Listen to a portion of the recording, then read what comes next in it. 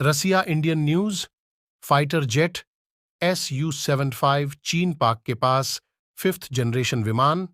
भारत में डिजाइन पर ही काम चल रहा है क्या दोस्त? रूस का नया ऑफर आएगा पसंद? पाकिस्तान ने चीन से 5th generation stealth fighter jet खरीदने का ऐलान कर दिया है, लेकिन भारत में अभी 5th जनरेशन फाइटर जेट के लिए डिजाइन पर काम चल रहा है।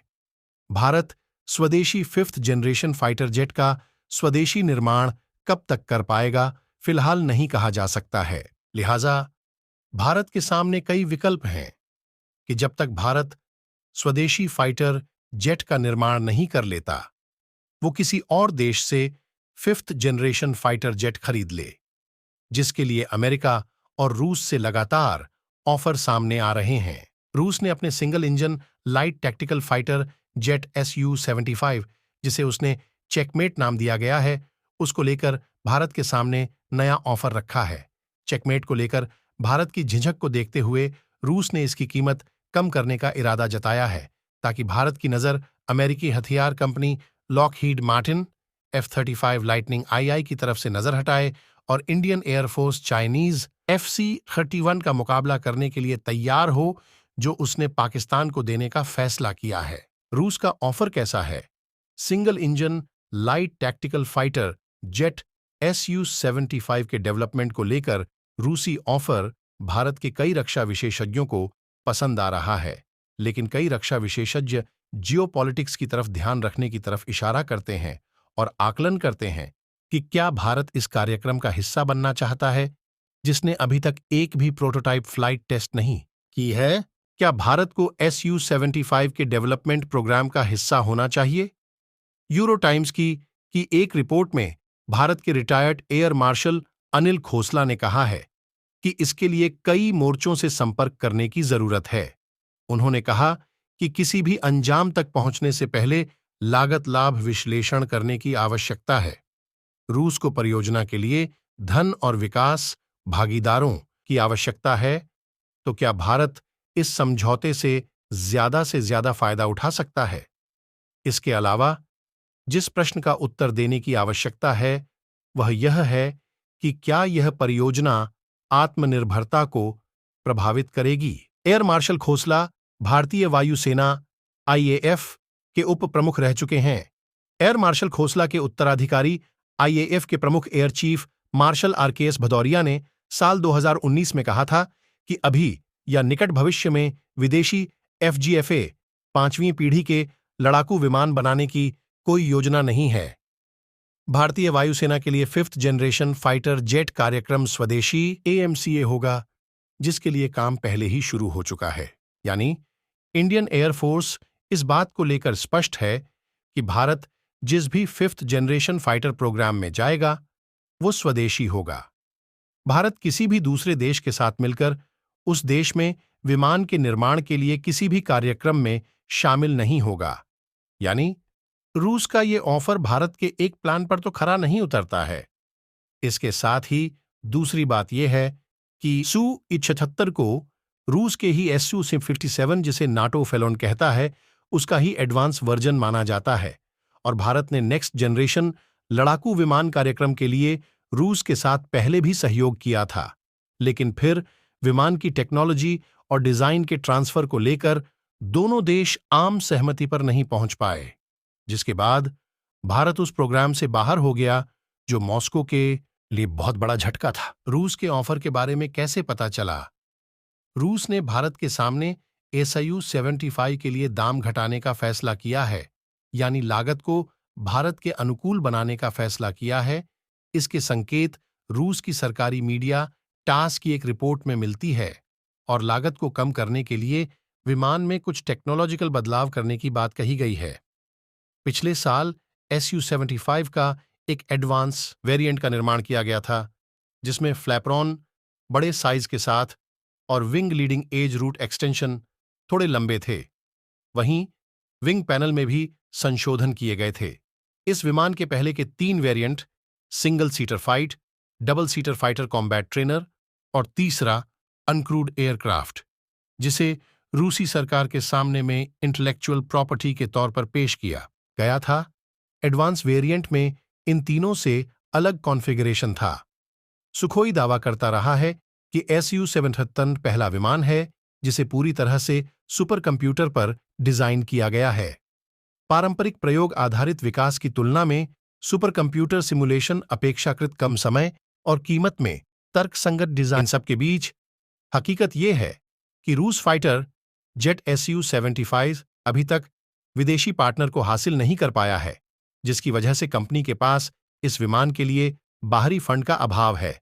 और इसका असर यह है कि जिस फाइटर जेट का डिजाइन 2020 की शुरुआत में फाइनल हो जाना था, वो अभी तक प्रोटोटाइप के निर्माण की समय सीमा को लगातार बढ़ा रहा है।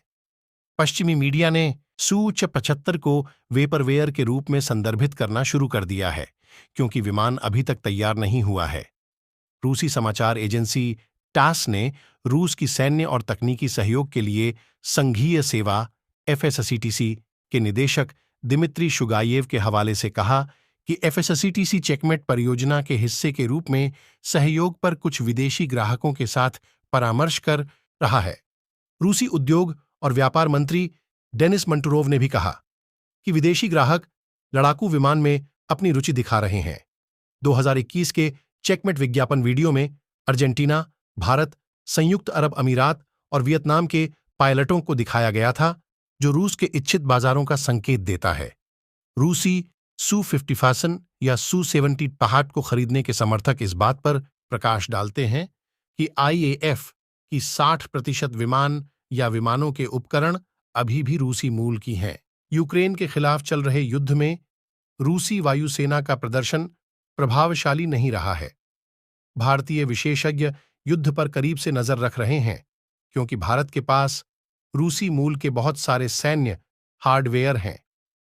एयर मार्शल खोसला ने कहा कि हमें इन सवालों पर भी विचार करने की जरूरत है कि रूसी विमान Su-75 अन्य 5वीं पीढ़ी के विमानों निर्यात करना मुश्किल हो रहा है। इसके सामने लड़ाकू विमान के निर्यात पर क्या असर पड़ेगा, यह देखने वाली बात होगी। क्रेमलिन ने घोषणा की है कि वह अगले 15 वर्षों में लगभग 300 विमान Su-75 का उत्पादन करेगा और कई प्रोटोटाइप कोमसोमोल्स्क ऑन अमूर विमान संयंत्र में निर्मित किए जा रहे हैं, जहां सुखोई Su-57 का निर्माण किया जा रहा है। विमानों के खिलाफ कितना शक्तिशाली है, खासकर हमारे विरोधियों के पास भी 5th जनरेशन विमान है। उन्होंने कहा कि कुछ हद तक विश्व की भू राजनीतिक स्थिति और अंतर्राष्ट्रीय सहयोग पर भी विचार करने की जरूरत है। यह सहयोग का एक महत्वपूर्ण पहलू है। चल रहे युद्ध के कारण, जो जल्द ही अपने तीसरे वर्ष में प्रवेश करेगा, रूस को सैन्य पुर्जों का निर्यात करना मुश्किल हो रहा है। इसके सामने लड़ाकू विमान के निर्यात पर क्या असर पड़ेगा, यह देखने वाली बात होगी। क्रेमलिन ने घोषणा की है कि वह अगले 15 वर्षों में लगभग 300 विमान Su-75 का उत्पादन करेगा और कई प्रोटोटाइप कोमसोमोल्स्क ऑन अमूर विमान संयंत्र में निर्मित किए जा रहे हैं, जहां सुखोई Su-57 का निर्माण किया जा रहा है। भारतीय वायुसेना की लड़ाकू ताकत खतरनाक रूप से घट रही है। हालांकि स्वदेशी विमान के निर्माण पर जोर देने के कारण लड़ाकू विमानों का आयात लटका हुआ है। भारतीय वायुसेना के पास 42 स्क्वाड्रन होने चाहिए, लेकिन फिलहाल सिर्फ 31 स्क्वाड्रन ही हैं और इंडियन एयरफोर्स अभी भी multi role fighter aircraft MRFA के लिए सरकार की मंजूरी का इंतजार कर रही है। चीनी PLAAF people's liberation army air force के प्रतिरोध के रूप में पहचाने जाने के लिए IAF को बहुत सारे विमानों की आवश्यकता है। हालांकि वे IAF भारत सरकार को यह समझाने में सक्षम नहीं हो पाए हैं कि इतनी बड़ी संख्या में आयातित विमानों की आवश्यकता क्यों है। 2024 भारत में चुनावी वर्ष है और अप्रैल में चुनाव से पहले सरकार द्वारा MRFA सौदे को मंजूरी देने की संभावना नहीं है। अगर चुनाव के बाद सरकार की तरफ से फौरन मंजूरी मिल भी जाती है, तो भी विमान डिलीवरी तक की पूरी प्रक्रिया में 6 से 7 साल लगेंगे। तब तक तेजस M के 2 बेड़े में शामिल होने के लिए तैयार हो सकता है। और मेक इन इंडिया पर इस जोर के कारण भारत के चेकमेट डेवलपमेंट में शामिल होने की संभावना नहीं है। इसके अलावा इंडियन एयरफोर्स को अपनी ड्रोन ताकत को भी बढ़ाना है। पिछले साल भारत 3.99 अरब डॉलर की कीमत पर 31 MQ-9 बी रीपर खरीदने का फैसला किया है और कई विशेषज्ञों का कहना है कि 32 और राफेल लड़ाकू जेट खरीदना भी इंडियन एयरफोर्स के लिए पर्याप्त होगा। लाइक और सब्सक्राइब करें हमारे चैनल के हिस्ट्री द वर्ल्ड को।